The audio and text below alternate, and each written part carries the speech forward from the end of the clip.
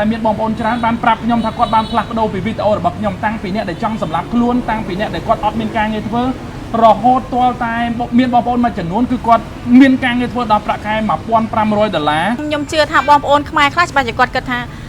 បងធ្វើបែបហ្នឹងមិនមែនដោយសារតែលុយមកមុខទេអីបងរបៀបអញ្ចឹងហ៎បងបងអូនវីដេអូដែលខ្ញុំធ្វើកន្លងមកនិយាយទៅបើគិតអំពីការឧបត្ថម្ភពីខាងម្ចាស់ផលិតផលឬក្រុមហ៊ុន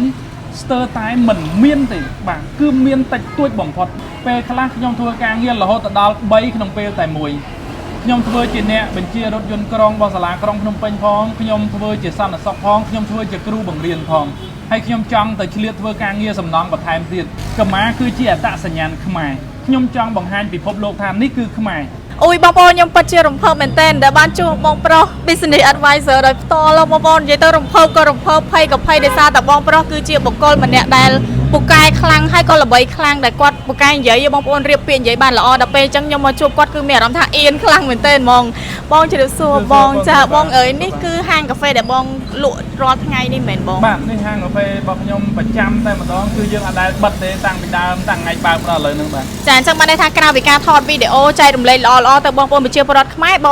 ងលក់កាហ្វេលក់អីបន្ថែមទៀតសម្រាប់រយចំណូលប្រចាំថ្ងៃបាទរកចំណូលដើម្បីបើកប្រាក់ខែឲ្យក្រុមការងារថតវីដេអូកាត់តវីដេអូអប់រំរបស់យើងបាទចាបងខ្ញុំសុំសួរបងមួយហើយខ្ញុំគិតថាបងប្អូនប្រជាពលរដ្ឋខ្មែរដឹងឲ្យគាត់ចង់ដឹងរបៀបហ្នឹងហ្មងដោយសារតែអ្នកផលិតមាតិកាវីដេអូជាច្រើនគឺគាត់អត់សូវមានអ្នកណាដែលធ្វើវីដេអូបានដូចបងទេខ្ញុំចង់ដឹងថាហេតុអីបានបងព្យាយាមនឹងបង្កើតលក្ខណៈថាវីដេអូរបៀបដូចជាបងរាល់ថ្ងៃហ្នឹងហេតុអីបានបង្កើតជាមាតិកាវីដេអូរបៀបហ្នឹងបងបាទ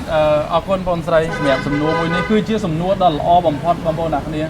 ាខ្ញុំធ្វើរយៈពេលបើគិតមកដល់ម៉ោងនេះគឺខ្វះតិចតួចបំផុត10ឆ្នាំហើយខ្ញុំធ្វើវីដេអូសរុបមិនតិចជាង10000វីដេអូទេមិនតិចជាង10000វីដេអូទេអាចលើសបងប្អូនអាចលើសព្រោះឆ្នាំ2023តែមួយឆ្នាំខ្ញុំធ្វើ2600វីដេអូអូ2000ឆ្នាំ2023អញ្ចឹងត្រឡប់មកហេតុផល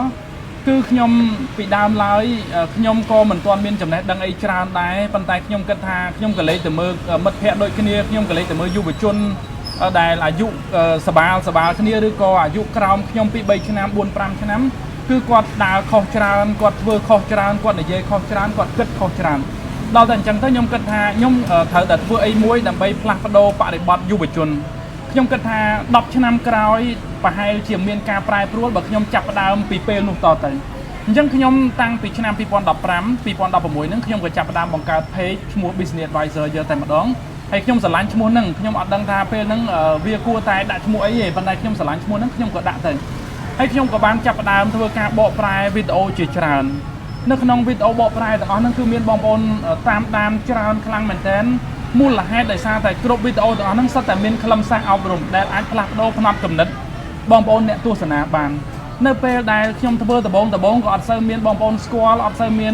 នបងប្អូនទស្សនាដែរប៉ុន្តែខ្ញុំគិតថាជាធម្មតាទេការចាប់ផ្ដើមនឹងលំបាក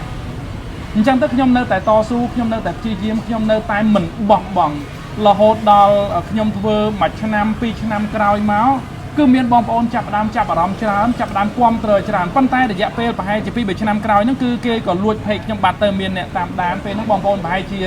300000នាក់ជាងតែខ្ញុំអត់បាក់ទឹកចិត្តទេគេលួចបាត់ខ្ញុំធ្វើថ្មីមួយទៀតបាទដែលពេកសពថ្ងៃហ្នឹងតែម្ដងខ្ញុំធ្វើថ្មីហើយខ្ញុំក៏បន្តបេសកកម្មមួយហ្នឹងដោយសារតែមានបងប្អូនច្រើនបានប្រាប់ខ្ញុំថាគាត់បានផ្លាស់ប្ដូរពីវីដេអូរបស់ខ្ញុំតាំងពីអ្នកដែលចង់សម្រាប់ខ្លួនតាំងពីអ្នកដែលគាត់អត់មានការងារធ្វ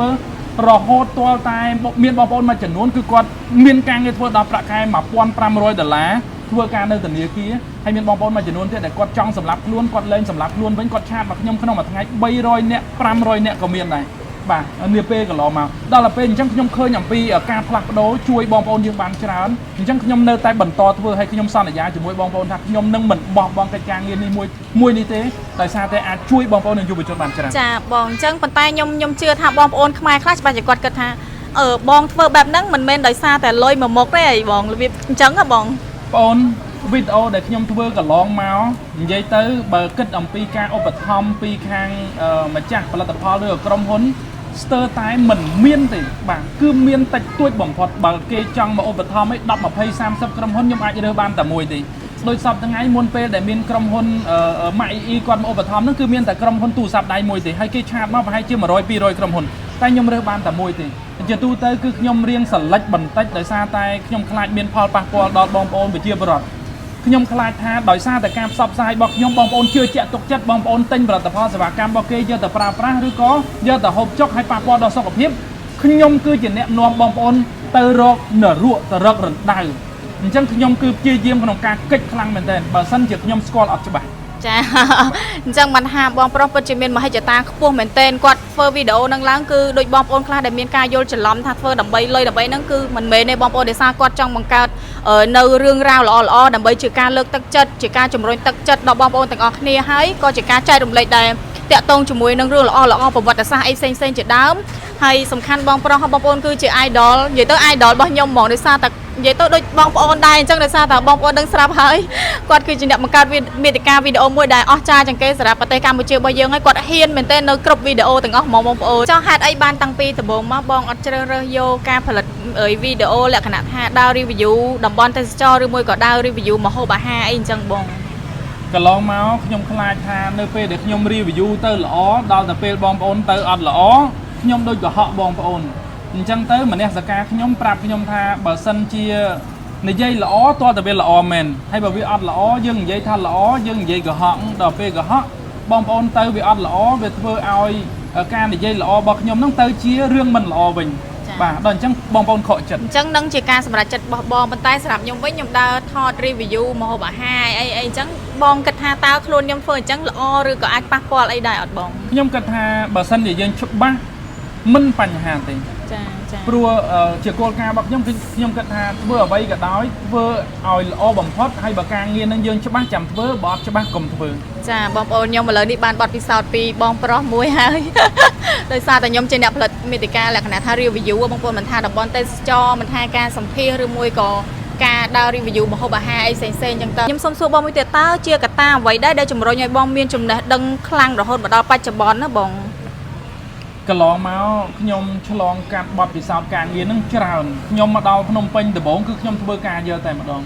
បើគិតមកដល់ម៉ោងនេះខ្ញុំធ្វើការងារវាមិនតិចជាង7-20ឆ្នាំហើយទេបាទខ្ញុំធ្វើការងារច្រើនមែនទែនពេលខ្លះខ្ញុំធ្វើការងាររហូតដល់3ក្នុងពេលតែមួយខ្ញុំធ្វើជាអ្នកបញ្ជារថយន្តក្រុងរបស់សាលាក្រុងភ្នំពេញផងខ្ញុំធ្វើជាសន្តិសុខផងខ្ញុំធ្វើជាគ្រូបង្រៀនផងហើយខ្ញុំចង់ទៅឆ្លៀតធ្វើការងារសំណង់បន្ថែមទៀតអញ្ចឹងពេលខ្លះខ្ញុំធ្វើការងារ3-4មុខក្នុងពេលតែមួយក៏មានដែរខ្ញុំរៀនទៀតបាទអញ្ចឹងគឺបទពិសោធន៍វាចេញមកពីការធ្វើផងហើយទី2ខ្ញុំមានឱកាសបានរៀនសូត្រជាមួយនឹងគ្រ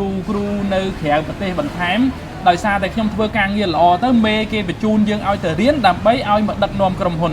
ដល់តែអញ្ចឹងទៅយើងមានឱកាសក្នុងការរៀនសូត្រក្រោយពេលដែលគេឲ្យយើងទៅរៀនហើយយើងឃើញថាល្អយើងក៏បង់លុយបន្ថែមដើម្បីរៀនហើយឥឡូវក៏នៅតែបន្តរៀនដែរចាអញ្ចឹងបានន័យថាការដែលជំរុញឲ្យបងមានចំណេះដឹងបានចែករំលែកទៅបងប្អូនយើងទាំងអស់គ្នាគឺដោយសារតែបងខំរៀនពីលើគ្រប់ផ្នែកទាំងអស់មិនថាជាការងារសំណង់ការងារបងប្អូនដូចគាត់និយាយស្រាប់មិញអញ្ចឹងគឺតាំងពីសន្តិសុខអីអញ្ចឹងគឺគាត់បាត់ធ្លាប់ឆ្លងកាត់ទាំងអស់ដែលពេលខ្លះយើងអត់ដែលបានធ្វើដូចជាគាត់ទេបងប្អូនគឺយើងធ្វើការងារណាមួយនឹងមករហូតអញ្ចឹងទៅប៉ុន្តែគាត់ឆ្លងកាត់ច្រើនការងារហើយគាត់ក៏បានរៀនសូត្រច្រើនគ្រូឬក៏បានរៀនសូត្រចេញពីខ្លួនឯងនឹងអ្នកចិត្តខាងអ្នកដទៃអញ្ចឹងគឺអាចជាគ្រូបងទាំងអស់អញ្ចឹងមែនបងចាអញ្ចឹងបងប្អូននិយាយទៅខ្ញុំមកបានជួបបងហើយមានអារម្មណ៍ថាគាត់គឺជាមនុស្សដែលគួរឲ្យគោរពមែនទែនហើយអ្វីដែលខ្ញុំឆ្ងល់ជាងគេឆ្ងល់ថាហើយអ្វីបានបងប្រុសបងកម្មាដែលមានរូបការរំដួលជាប់រហូតអញ្ចឹងបងបាទកម្មាគឺជាអត្តសញ្ញាណខ្មែរខ្ញុំចង់បង្ហាញពិភពលោកថានេះគឺខ្មែរបាទហើយផ្ការរំដួលនេះគឺជាផ្កាតំណាងខ្មែរហើយជាទូទៅខ្ញុំមានផ្ការំដួលកម្មាខ្ញុំមានផ្ការំដួលមានអប្សរាមានតុងជាតិខ្មែរយើងជាដើមនិយាយទៅគ្រប់កម្មារបស់ខ្ញុំសុទ្ធតែមានអត្តសញ្ញាណបញ្ជាក់ថាជាខ្មែរហើយខ្ញុំចង់ឲ្យពិភពលោកចាប់ផ្ដើមស្គាល់ខ្មែរយើងថាខ្មែរយើងមានអីជាអត្តសញ្ញាណរបស់ខ្លួនដែលដូនតាយើងបានបន្សល់ទុកច្រើនទសវត្សរ៍ច្រើនសតវត្សរ៍មកហើយអញ្ចឹងយើងត្រូវបង្ហាញអ្វីដែលជារបស់យើងទៅឲ្យគេស្គាល់ចាដោយសារតែបងមានឆន្ទៈខ្លាំងមុះមុតអញ្ចឹងខ្ញុំគឺថាសូមធ្វើជាកូនសិស្សសូមធ្វើកូនសិស្សបងដែរបងប្អូនមកផ្លេតនឹងស្ដាប់គាត់ទៅយើងថាទទួលបានចំណេះដឹងចោះតរំតាបងប្អូនដែលតាមដានវីដេអូគាត់តាំងពីដើមរហូតមកដល់ឥឡូវដូចគាត់និយាយអញ្ចឹងអាចជួយឲ្យបងប្អូនមានការងារធ្វើអាចជួយជំរុញទឹកចិត្តដល់បងប្អូនកុំឲ្យ stress កុំឲ្យស្លាប់ខ្លួនអញ្ចឹងបងប្អូនមិនមែនធម្មតាទេអញ្ចឹងបានតែគាត់គឺជាបុគ្គលម្នាក់ដែលគួរឲ្យគោរពហើយខ្ញុំជឿថាបងប្រុសក៏សប្បាយចិត្តដែរនៅពេលដែលបងប្អូនប្រជាពលរដ្ឋខ្មែរយើងគាត់ស្រឡាញ់និងចូលចិត្តអញ្ចឹងសំខាន់ ខ្ញុំឃើញបងធ្វើវីដេអូទៅណាឃើញមានគេឲ្យនេះឲ្យនោះអញ្ចឹងបងសុំសួរទឹកចិត្តមួយនៅពេលដែលគេឲ្យនេះឲ្យនោះបងចឹងបងមានអារម្មណ៍ថារំភើបខុសពីយើងខុសពីរបៀបថាខុសពីយើងទិញខ្លួនឯងឬក៏មិនដែរបងការដែលឲ្យនេះមានតម្លៃលើសពីលុយដែលយើងយកទៅទិញព្រោះលុយដែលយើងយកទៅទិញយើងអាចទិញបានប៉ុន្តែរបស់ដែលឲ្យលុះត្រាណាតែបុគ្គលនឹងគាត់ពេញចិត្តចាគាត់គោរពគាត់ស្រឡាញ់ទើបគាត់ឲ្យពេលខ្លះរបស់ដែលយើងមានលុយទិញណាយើងអាចទិញបានទេប៉ុន្តែរបស់ដែលឲ្យទោះបីជាយើងចង់មានលុយច្រើនប៉ុណ្ណាតែបើគាត់អត់ចង់ឲ្យឬក៏គាត់អត់ចង់លក់យើងទិញអត់បានទេអញ្ចឹងអ្វីដែលគាត់ឲ្យមានន័យថាគាត់ពេញចិត្តអញ្ចឹងខ្ញុំរីករាយសប្បាយចិត្តក្នុងការបន្តបេសកកម្មអប់រំយុវជននិងបងប្អូនប្រជាពលរដ្ឋខ្មែរបន្តទៅទៀតរហូតដល់វិនាទីចុងក្រោយខ្ញុំហ៊ាននិយាយថាអញ្ចឹងនេះជាឆន្ទៈមនសិការរបស់ខ្ញុំបាទចាអរគុណបងនិយាយទៅខ្ញុំអរគុណបងដែរដែលបងមានឆន្ទៈក្នុងការចែករំលែករឿងល្អៗពីប្រទេសយើងទៅកាន់ពិភពលោកឲ្យបានដឹងអញ្ចឹង